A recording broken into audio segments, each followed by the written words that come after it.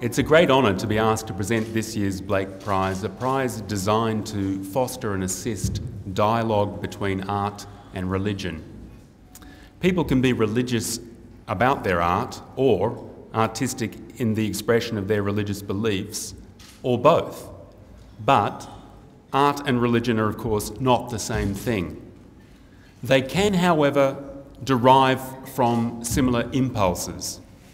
There is a fundamental human drive to capture and explain the past, a drive to tell of and preserve the present, a drive to impose some order on the apparent chaos of our lives, or else just to share the perception of the chaos in order to enlarge upon the essentially solitary nature of being human, of being us.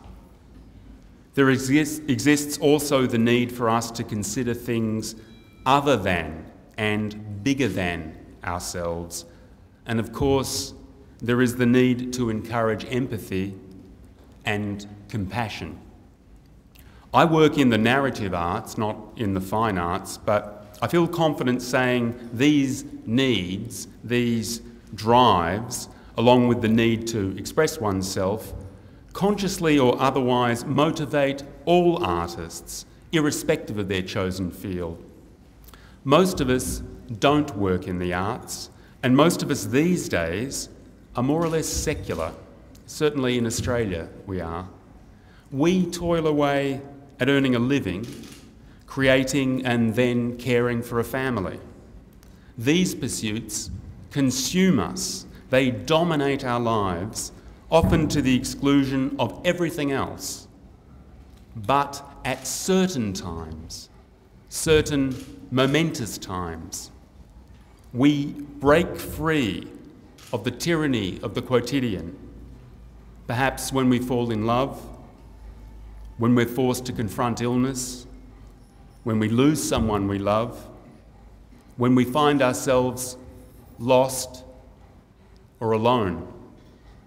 We turn to religion or we turn to art. Some of us turn to both, and for some, the one can reinforce the other. But those who earn their living from religion at least have institutions behind them, whereas the artist is ultimately more alone than most people can imagine. For to take the risk that the artist can create something that's going to move you, to stimulate you, to comfort you, he or she has to do something that no one has ever done before. And for it really to be art, it must be something that's difficult to do.